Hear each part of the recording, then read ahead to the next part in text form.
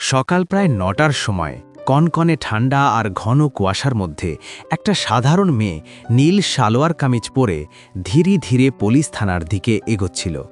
তার হাতে একটা পুরনো ফাইল, চোখে ভয়, ঠোঁটে অসহায়ত্ব। কে জানত যে সেই মেয়েটি আসলে জেলার আইপিএস সৌম্য সিংহ, যে আজ নিজের পদ আর পরিচয় ছাড়া সাধারণ নাগরিক সেজে থানায় চলা দুর্নীতির সত্যটা জানতে এসেছে। থানার বাইরে দুজন কনস্টেবল বসে বিড়ি টানছিল। মেয়েটা ভিতরে ঢোকার চেষ্টা করতেই একজন বলল, কোথায় চললি রে? ভিতরে ঢোকার অনুমতি কে দিয়েছে? মেয়েটা আসতে বলল, স্যার, আমাকে শুধু একটা অভিযোগ দায়ের করতে হবে, খুব জরুরি। দ্বিতীয় কনস্টেবল হেসে বলল, তোর মতো অভিযোগ তো রোজ আসে যায়, আগে ইন্সপেক্টর রঘুবীর সাহেবের কাছ থেকে সময় নে। সে ভয়ে ভয়ে ভিতরে ঢুকল। ভিতরের অফিসে ইন্সপেক্টর রঘুবীর আরাম করে চেয়ারে বসে টেবিলে পা তুলে মোবাইলে ভিডিও দেখছিল। মেয়েটাকে দেখে তিরছি চোখে ওপর থেকে নিচ পর্যন্ত দেখে বলল, কে তুই, কি চাস? মেয়েটা বলল, স্যার, আমার বোন দুদিন ধরে নিখোঁজ, আমি রিপোর্ট দিতে এসেছি। রঘুবীর টেবিলে হাত মেরে বলল, এখন সবাই নিখোঁজ নিয়ে চলে আসে, আগে কিছু দেওয়ার মতো এনেছিস?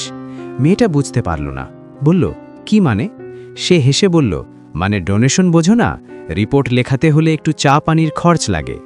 তার চোখে রাগ চলে এলো, কিন্তু নিজেকে সামলে নিল। আস্তে বলল, স্যার, আমি গরিব, শুধু রিপোর্টটা লিখে দিন, আমার বোনই আমার একমাত্র সহায়। রঘুবীর উঠে তার কাছে এসে বলল, আমাকে লেকচার দিস না, এখান থেকে চলে যা, নইলে বাইরে ছুঁড়ে ফেলাবো। সবাই হতবাক হয়ে গেল। এক মহিলা ভয়ে ভয়ে বলল, স্যার, বেচারি মনে হচ্ছে, রিপোর্টটা লিখে দিন না। রঘুবীর চেঁচিয়ে উঠল, সব চুপ করো, এখানে আমি ঠিক করি কি হবে। মেয়েটা চোখের জল চেপে বলল, আপনার মতো লোকেরাই সিস্টেমকে বদনাম করছে। রঘুবীর হেসে উঠল, আরে বাহ, কি বড় বড় কথা বলে, চল বেরো, নইলে মিথ্যে অভিযোগের জন্য জেলে ঢুকিয়ে দেব। সে পিএকে ইশারা করল, এটাকে বাইরে বের কর। মেয়েটা আস্তে বাইরে বেরিয়ে এলো। ভিতরে ভিতরে জ্বলছিল, কিন্তু মুখে অদ্ভুত শান্তি। থানার বাইরে দাঁড়িয়ে বলল, ইন্সপেক্টর রঘুবীর, আজ তুই একটা সাধারণ মেয়েকে অপমান করেছিস, কাল বুঝতে পারবি কার সঙ্গে পাঙ্গা নিয়েছিস। সে গুলি দিয়ে এগিয়ে গেল। রাস্তায় একটা জিপ থামল। ভিতর থেকে এক ইন্সপেক্টর বেরিয়ে স্যালিউট করে বলল, ম্যাডাম, সব রেডি, আপনার সিগন্যাল পেলেই অ্যাকশন শুরু করে দেব। মেয়েটা হাসল, দুপাট্টা খুলে চুল পিছনে করল। তার মুখে আর ভয় নেই, কর্তৃত্ব ঝলকাচ্ছে। সে বলল, ওরা এখনও ভাবছে আমি একটা সাধারণ গ্রামের মেয়ে, এবার দেখি ওদের রং কিভাবে বদলায়।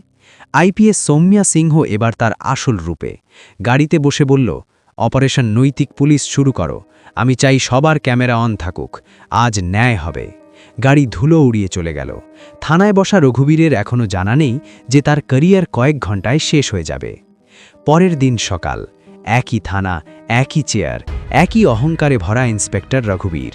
সে হুক্কা টানতে টানতে সঙ্গীদের সঙ্গে হেসে বলছিল, কাল এক গ্রামের মেয়ে এসেছিল রিপোর্ট লেখাতে, জানা ফিল্মের হিরোইন সেজে এসেছে, এমন লোকদের আমি শিক্ষা দিই।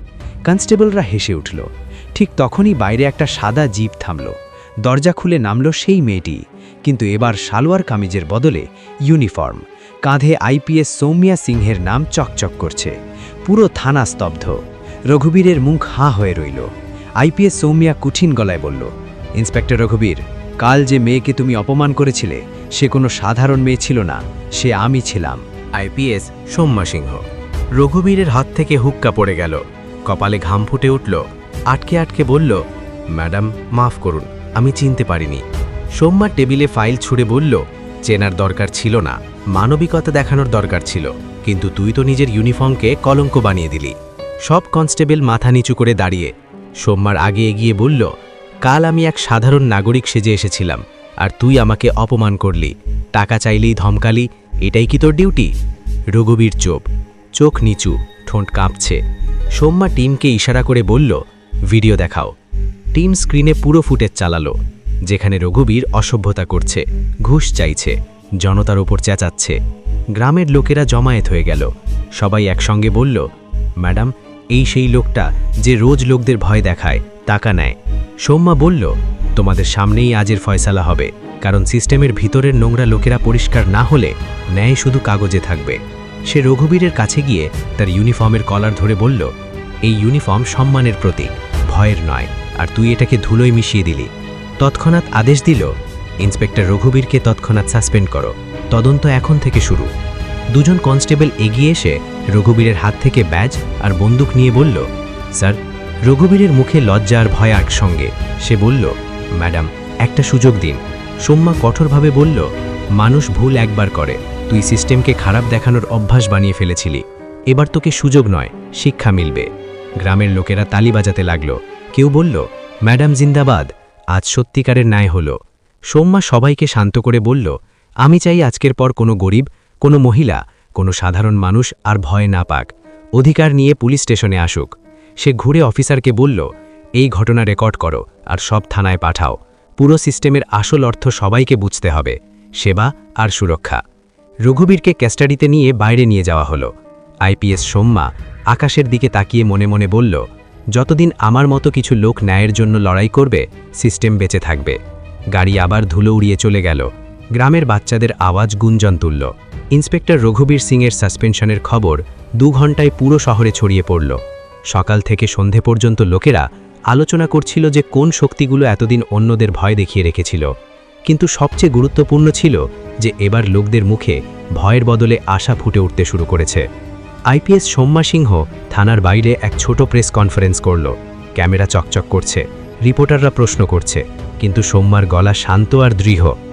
আমরা কাউকে বাঁচানো বা চাপানোর নীতিতে কাজ করছি না। যে দোষী পাওয়া যাবে তার বিরুদ্ধে কঠোর ব্যবস্থা নেওয়া হবে। আমাদের উদ্দেশ্য জনতার বিশ্বাস ফিরিয়ে আনা। সে টিমকে নির্দেশ দিল যাতে মামলার দ্রুত, নিরপেক্ষ আর স্বচ্ছ তদন্ত হয়। প্রথম পদক্ষেপ হিসেবে থানার সব সিসিটিভি ফুটেজ, রেকর্ড আর কল লগ সুরক্ষিত করার নির্দেশ দিল। সঙ্গে জেলার সব থানায় জরুরি অডিট শুরু করল, যাতে কোনো প্রমাণ মুছে ফেলা বা লুকানো না যায়। তদন্ত শুরু হতেই কাগজপত্র আর ফুটেজে অনেক অনিয়ম ধরা পড়ল। কিছু কাগজ নিখোঁজ, কিছু ফাইল অর্ধেক, অনেকবার টাইম স্ট্যাম্প বদলে দেওয়া। সোম্মা ঠিক করল এটা শুধু একা ইন্সপেক্টরের কাণ্ড নয়, এটা একটা জাল যার অনেক সুতো উপর পর্যন্ত যুক্ত। এদিকে রঘুবীরের কিছু সহকর্মী চাপ সৃষ্টি করতে শুরু করল। শহরের কিছু অসামাজিক উপাদান রাজনীতিবিদদের সঙ্গে হাত মিলালো। সোম্মাকে মেসেজ পাঠানো হলো, মামলা ছেড়ে দাও, নইলে পরিণাম খারাপ হবে। কিন্তু সোম্মা নির্ভীক। সে বলল, ধমক আমাকে থামাতে পারবে না, আমি জনতার পাশে দাঁড়িয়ে আছি। সোম্মা প্রথমে সেই পরিবারগুলোকে ডেকে পাঠালো যারা আগে অভিযোগ করতে ভয় পেত। তাদের সঙ্গে ব্যক্তিগতভাবে কথা বলল, বিশ্বাস অর্জন করল। একে একে অনেক দোকানদার আর শ্রমিক খোলাখুলি বলল যে কত বছর ধরে তাদের ভয় দেখানো হয়েছে, লুট করা হয়েছে, ঘুষ নেওয়া হয়েছে। সোম্মা প্রত্যেক বিবৃতি রেকর্ড করালো আর প্রত্যেক সাক্ষীর সুরক্ষার ব্যবস্থা করল। তদন্তের মাঝে মিডিয়াও মামলাটা ধরে রেখেছিল। কিছু চ্যানেল প্রশ্ন তুলল, শুধু এক ইন্সপেক্টরকে শাস্তি দেওয়াই কি যথেষ্ট? শিকড় পর্যন্ত পরিষ্কার হবে কি? সোম্মা স্পষ্ট বলল, আমাদের শিকড় পর্যন্ত যেতে হবে, শুধু ছবিতে থেমে থাকব না। সে কোতোয়ালি থেকে মণ্ডল অফিস পর্যন্ত আর্থিক রেকর্ডের তদন্ত করালো। সেখানে কোথাও না কোথাও টাকা লেনদেনের সুতো লুকোনো পাওয়া গেল। অভ্যন্তরীণ তদন্তে স্পষ্ট হল যে রঘুবীরের কিছু সহযোগী আর বাইরের পৃষ্ঠপোষকেরা মিলে গরিবদের থেকে চাঁদা তুলত। এক সন্ধ্যায় সোম্মার কাছে এক অজানা খবর এলো যে এক পুরনো গোডাউনে কিছু দলিল ঝোপে ফেলে রাখা আছে। সোম্মা তৎক্ষণাৎ টিম পাঠালো। সেখান থেকে পাওয়া দলিলে ঘুষ লেনদেনের ইঙ্গিত ছিল। এটা প্রথম শক্ত প্রমাণ যা সরাসরি রঘুবীরের নেটওয়ার্কের সঙ্গে যুক্ত। কিন্তু সোম্মা আর তার টিম যত সত্যের কাছে পৌঁছচ্ছিল, বিরোধিতা তত বাড়ছিল। এক রাতে থানার বাইরে কিছু গুন্ডা জমায়েত হয়ে ধমকের স্লোগান দিতে লাগল। সোম্মার সুরক্ষা বাড়াতে হলো, কিন্তু সে জনতার বিশ্বাস ধরে রাখল। তার জানা ছিল যে ভয় দেখানোই তাদের অস্ত্র, আর জনতার সমর্থন অস্ত্রের চেয়েও শক্তিশালী। সোম্মা এবার একটা বড় পদক্ষেপ নিল, সার্বজনীন শুনানির ঘোষণা করল। সে চাইত লোকেরা খোলা মঞ্চে কথা বলুক। শুনানির দিন মণ্ডল কক্ষে লাইন পড়ে গিয়েছিল। প্রত্যেক সাক্ষী খোলাখুলি কথা বলল। সিসিটিভি ফুটেজ প্রজেক্টরে দেখানো হলো। ধীরে ধীরে সত্যের জাল খুলতে লাগল। রঘুবীর আর তার সহযোগীদের বিরুদ্ধে প্রমাণ এত শক্ত ছিল যে বাঁচার কোনো জায়গা থাকল না। কিন্তু গল্প এখানে শেষ হলো না। যখন রঘুবীর আর তার পৃষ্ঠপোষকেরা কোর্টে যাওয়ার ধমক দিল, সোম্মা তৎক্ষণাৎ উচ্চস্তরের আইনি পদক্ষেপ নিল। সে দুর্নীতির মামলার ফাস্ট ট্র্যাক শুনানির দাবি করল। সেদিন কোর্টের পরিবেশ অন্যরকম ছিল। বাইরে ভিড়, মিডিয়ার ক্যামেরা, জনতার চোখ।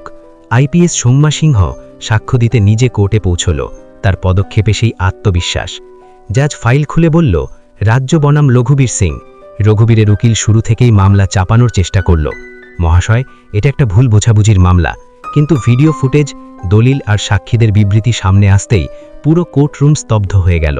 সাক্ষীরা একে একে রঘুবীরের কালো কীর্তির খতিয়ান খুলে দিল।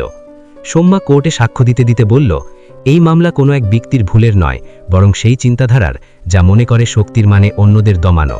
আজ এই কোর্ট যতই এক ইন্সপেক্টরকে শাস্তি দিক, সেই ভুল চিন্তাকে শাস্তি দিক। সন্ধ্যায় রায় ঘোষণা হলো, রঘুবীর সিংকে 10 বছরের শাস্তি, তার টিমের 3 জন সদস্য সাসপেন্ড। কিন্তু আসল জয় তখন হলো যখন কোর্ট আদেশ দিল যে জেলার প্রত্যেক থানায় নাগরিক সহায়তা কেন্দ্র তৈরি করতে হবে। কোর্টের বাইরে লোকেরা তালি বাজাতে লাগলো। মিডিয়ার ক্যামেরা সোম্যার মুখে হালকা হাসি ধরল। সেটা জয়ের নয়, স্বস্তির হাসি। সোম্যা তৎক্ষণাৎ অফিসে জনবিশ্বাস যোজনা শুরু করল। প্রতি সপ্তাহে বিভিন্ন জায়গায় গিয়ে জনতার সঙ্গে কথা বলা, তাদের সমস্যা শোনা। ধীরে ধীরে পরিবর্তন দেখা যেতে লাগল। যেখানে আগে লোকেরা থানায় যেতে ভয় পেত, এবার তারা খোলাখুলি অভিযোগ করছে। একদিন সেই ফুল বিক্রি করা মেয়ে আরতি আবার তার সঙ্গে দেখা করল। তার হাতে এবার বই। সে বলল, ম্যাডাম, এবার আর ভয় লাগে না, এবার মনে হয় আইন আমাদের জন্য। সোম্যা হেসে বলল, এটাই তো আসল জয়। সন্ধ্যায় অফিস থেকে বেরোতে বেরোতে সোম্যা আকাশের দিকে তাকিয়ে মনে মনে বলল, এবার এই জমি আবার ন্যায়ের সুবাসে ভরে উঠবে। এই গল্প আমাদের শেখায় যে কোনো ইউনিফর্ম বা পদ কাউকে খারাপ বানায় না, বরং তার আচরণ আর মানবিকতা তাকে খারাপ বানায়। ইন্সপেক্টর রঘুবীরের কাছে ক্ষমতা ছিল, কিন্তু সে তা লোকদের ভয় দেখাতে আর লুটতে ব্যবহার করেছে। আর সোম্যা সিংহ তার পদ ন্যায় আর সেবার জন্য ব্যবহার করেছে। বন্ধুরা, এই গল্প শুধু মহিলা সুরক্ষা, বিনোদন আর শিক্ষার উদ্দেশ্যে তৈরি। এতে দেখানো সব চরিত্র, ঘটনার সংলাপ কাল্পনিক।